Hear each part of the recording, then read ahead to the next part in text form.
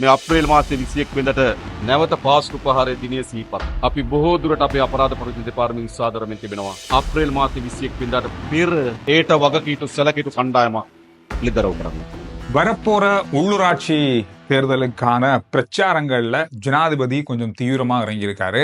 தொடர்ச்சியா மக்களை சந்தித்து மிகப்பெரிய அளவிலான கூட்டங்கள், அரசாங்கத்தோட நிலைப்பாடு, இனி என்ன நடக்க போகுது, இதுவரைக்கும் இந்த கடந்த 6 மாத காலத்துல அரசாங்கம் செய்திருக்கிற முக்கியமான விஷயங்கள் என்ன, அது தொடர்பாக மக்களுக்கு தெளிவுபடுத்துற விஷயங்கள் என்று பெரிய அளவான பிரச்சார கூட்டங்கள் இப்பொழுது நடக்க ஆரம்பித்திருக்கிறது. எனவே அதிலிருந்து பல விஷயங்கள் இப்பொழுது தொடர்ச்சியா வெளிவர ஆரம்பித்திருக்கு. அதுல மிக முக்கியமான ஒரு விஷயம்தான், அதாவது இந்த அரசாங்கத்தினுடைய மிக மிக பெரிய அளவிலாக மக்களுக்கு கொடுக்கப்பட்ட நம்பிக்கை, ஏப்ரல் 21 தாக்குதலுடைய பின்னணியில யார் இருந்தாங்க, அவங்க யாரு, குற்றவாளிகள் யாரு அப்படின்றத கண்டுபிடிப்போம் அப்படின்றதுதான். ஏற்கனவே சொல்லப்பட்ட விஷயங்களை தீர விசாரித்து மீண்டும் புதிய வகையில இந்த விசாரணைகள் ஆரம்பிக்கப்பட்டு இப்ப அந்த குழு யார் அப்படின்றத தெரியப்படுத்துறதுக்கான நேரம் வந்திருப்பதாக ஜனாதிபதி இன்றைய உரையில மக்களுக்கு சொல்லியிருக்காரு. அதுல அவர் சொன்ன மிக மிக முக்கியமான விஷயம்,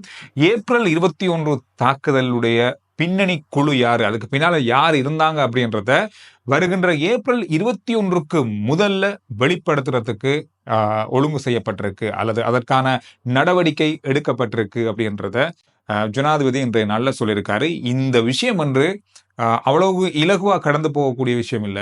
මේ අප්‍රේල් මාසේ 21 වෙනිදාට නැවත පාස්කු ප්‍රහාරය දිනය සිහිපත්. අපි බොහෝ දුරට අපේ අපරාධ ප්‍රතිරෝධ දෙපාර්තමේන්තුව සාදරමින් තිබෙනවා. අප්‍රේල් මාසේ 21 වෙනිදාට පෙර ඒට වගකීතු සැලකිතු කණ්ඩායමක් ලිදරව් කරන්න. இந்த வாக்குறுதி என்பது அவ்வளவு இலகுவான வாக்குறுதியும் இல்லை. மிக குறுகிய காலம், அதாவது 21 அதாவது இன்னும் கிட்டத்தட்ட சொல்ல போனா ஒரு 22 நாட்களுக்கு முதல்லயே இந்த குழுவினுடைய வெளிப்படை, அதாவது அந்த தாக்குதலுடைய பின்னணி யார் அப்படின்ற ரகசியம் வெளிவரும் அப்படின்ற மாதிரி சொல்லியிருக்காரு. இது எந்த அளவுக்கு இருக்க போகுது, இது தொடர்பாக எப்படியான நடவடிக்கைகள் எடுக்கப்பட போகுது, இந்த மாதிரியான பல விஷயங்கள் இதுல இப்ப யோசிக்க தோணுது. அந்த மாதிரி ஒரு மிக முக்கியமான அறிவித்தலை ஜனாதிபதி இன்றைய நாள்ல சொல்லியிருக்காரு. இதோட இன்னொரு விஷயத்த நான் கவனிச்சேன். ஜனாதிபதியினுடைய கடந்த கால உரைகள்ல பார்க்கும்போது மக்கள் அவருடைய வீடியோக்களை கருத்துக்கள் பகிர்றது ஒரு பெரிய அளவாக அவரை பாராட்டுற, அவருடைய ஒரே கேட்கறதுல ஆர்வம் இருக்கிற மக்கள் அதிகமாகவே இருந்தாங்க. அதை வாழ்த்தி அது தொடர்பான விஷயங்கள் அவருக்கு அந்த அதாவது என்ன சொல்றது, மைனஸான கருத்துக்கள் அப்படின்றது மிக குறைவாக இருக்கும். ஆனா இந்த வீடியோக்களை நான் பார்க்கும்போது அதிக அளவான அவர் சொன்ன விஷயங்களுக்கான மைனஸான பல கருத்துக்கள். ஆனா முதல் அப்படி இருக்காது. இதுக்கு நிறைய காரணங்கள் இருக்கு. கடந்த கால இந்த அரசாங்கத்தினுடைய சில நடவடிக்கைகள் அப்படின்னு சொல்லலாம். அதோட முன்வைக்கப்பட்ட பல வாக்குறுதிகள் இன்னும் நிறைவேற்றப்படல, அதுக்கு எதிர்மாறான பல விஷயங்கள் நடந்து கொண்டிருப்பதும் இந்த கருத்துக்களுக்கான ஒரு காரணமாக இருக்கலாம். மக்கள் மத்தியில கொஞ்சம் ஒரு இந்த அரசாங்கத்து மேல உள்ள விமர்சனமாக கூட இது இருக்கலாம். அதோட கடந்த 2-3 நாட்களா ஒரு விஷயத்த நீங்க அவதானிச்சிருப்பீங்க. செய்தித்தளங்கள்ல விட அதிகமா சமூக வலைதளங்கள்ல இந்த செய்தியை நீங்க பார்த்திருப்பீங்க. அதாவது ருஸ்தி அப்படின்னு சொல்ற ஒரு இளைஞர், இவர் ஒரு ஷாப்பிங் காம்ப்ளெக்ஸ்ல கொழும்புல வேலை செய்யற ஒருவர், ஒரு இஸ்லாமிய இளைஞர். இவர் போலீசாரால கைது செய்யப்பட்டிருந்தாரு. கடந்த 22ஆம் தேதி கைது செய்யப்பட்டிருந்தாரு. என்ன காரணத்துக்காகன்னு சொன்னா, இவர் வேலை செய்யற அந்த கட்டட தொகுதிக்குள்ள இஸ்ரேலுக்கு எதிரான ஒரு ஸ்டிக்கரை ஒட்டியிருக்காரு. அந்த அடிப்படையில் இவர் கைது செய்யப்பட்டிருந்தாரு. இந்த விஷயம் கொஞ்சம் சமூக வலைதளங்கள்ல பேசப்பட்ட ஒரு விமர்சிக்கப்பட்ட ஒரு விஷயமாக இருக்கு. இஸ்ரேலுக்கு எதிராக ஸ்டிக்கர் ஒட்டினதுக்கு எதுக்கு கைது செய்தாங்க? அதுல இன்னும் ஒரு முக்கியமான விஷயம் சொன்னா, இஸ்ரேலுக்கு எதிராக ஸ்டிக்கர் ஒட்டின ஒருவர் பயங்கரவாத தடை சட்டத்தின் கீழே கைது செய்யப்பட்டிருக்காரு, பிடிஐக்கு கீழே கைது செய்யப்பட்டிருக்காரு அப்படின்றது ஒரு அதிர்ச்சியான ஒரு விஷயமாக, பல விமர்சனத்துக்குள்ள ஒரு விஷயமாக மாறியிருந்தது. பலதரப்பட்ட விமர்சனங்கள், அரசாங்கத்திடம் பல கேள்விகள் கேட்கப்பட்டது, ஊடக சந்திப்பில் வைத்து அமைச்சரிடமே இந்த கேள்வி கேட்கப்பட்டது. இந்த மாதிரியான பல விஷயங்கள் கடந்த நாட்களில் பேசப்பட்டு கொண்டிருக்கிற நேரத்தில் இந்த ஸ்டிக்கர் ஒட்டப்பட்டது தொடர்பான முழுமையான விளக்கம், அது தொடர்பான ஆராய்வுகள், அது தொடர்பான விசாரணைகள் நடந்து கொண்டிருப்பதாக போலீசாரால் சொல்லப்பட்டாலும் முழுமையான விவரம், ஏன் இவரை பயங்கரவாத தடை சட்டத்தின் கீழே கைது செய்தோம் அப்படின்ற விளக்கத்தை போலீஸ் தலைமை, அதாவது பக்கமாக இன்றைய நாள்ல சொல்லியிருக்காங்க. அதுல அவங்க என்ன சொல்லியிருக்காங்கன்னு சொன்னா, இந்த இளைஞர் தீவிரவாத தொடர்புள்ள சிந்தனைகளை கொண்டவர் என்றும் எதிர்காலத்துல தீவிரவாத செயல்களை ஈடுபடக்கூடிய ஆபத்தான நபராக கருதப்படுவதால தான் அவர் இப்ப போலீசாரால கைது செய்யப்பட்டிருக்கிறது. இதுல அவங்க முழுமையா சொல்லியிருக்க விஷயம் என்ன சொன்னா, ஸ்டிக்கர் ஒட்டியதை தாண்டி இவர் மேலதிகமான விசாரணைக்கு உட்படுத்தப்படும் போது இந்த மாதிரியான விஷயங்கள் அவதானிக்கப்பட்டதால இவர் பயங்கரவாத தடை சட்டத்தின் கீழே கைது செய்யப்பட்டார் அப்படின்ற மாதிரி தான், அதன் கீழே தான் இப்பொழுது அவர் விசாரணைக்கப்பட்டு வரார் அப்படின்ற மாதிரி இப்பொழுது விளக்கம் சொல்லியிருக்காங்க. நேற்றைய நாள்ல ஒரு எதிர்ப்பு போராட்டம் அல்லது இவரை விடுதலை செய்ய சொல்லி ஒரு போராட்டம் ஒன்றும் நடைபெற்றிருந்தது.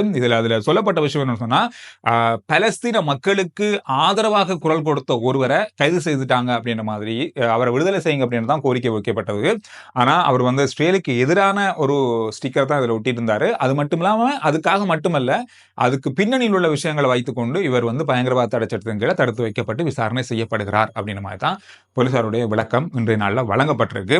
இந்த விஷயத்துக்கு பிறகு இது தொடர்பான இன்னும் பல விமர்சனங்கள் இப்பொழுது எழுந்திருக்கு.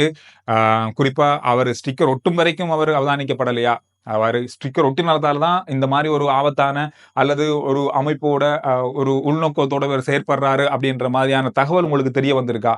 ஏன் அதுக்கு முதல்ல உங்களுடைய புலனாய்வுகள் எங்கே அப்படின்ற மாதிரியான பல கேள்விகள் இப்பொழுது கேட்கப்பட ஆரம்பிக்கப்பட்டிருக்கு. இந்த மாதிரியான பல விஷயங்கள் இப்பொழுது தொடர்ந்து பேசப்படுறதால ஒரு சில விமர்சனங்கள் இப்பொழுது அரசாங்கத்தின் மீது முன்வைக்கப்பட்டு கொண்டிருக்கிறதும் இந்த விஷயங்கள்ல பார்க்கக்கூடிய ஒரு விஷயமாக இருக்கு. அதோட வரி தொடர்பான ஒரு அறிவித்தல். வரி அப்படின்றதும் ஏற்கனவே இருக்கிற ஒரு வரி 2 மடங்காக அதிகரிச்சிருக்காங்க வருகின்ற ஏப்ரல் மாதம் 1ஆம் தேதியிலிருந்து. அதாவது சொத்து வரி அப்படின்னு சொல்லலாம். சொத்து வரி பல இருக்கு.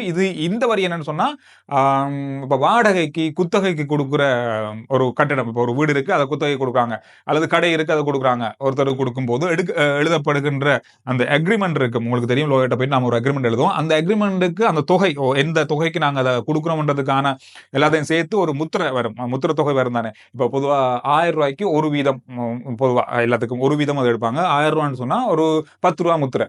இப்போ 1 லட்சம் 10,000 ரூபாய் முத்திரை. இந்த முத்திரையோட விலை டபுள் மடங்காகுது, இரட்டிப்பாகுது. 10,000 பார இடத்துல 20,000 ஆக்கியிருக்காங்க. இந்த விஷயம் ஏப்ரல் 1ஆம் தேதியிலிருந்து அறிமுகமாகுது. 2006ஆம் ஆண்டுக்கு பிறகு முதல் தடவையா இதனுடைய அதாவது இந்த வரியில திருத்தம் கொண்டு வந்திருக்காங்க.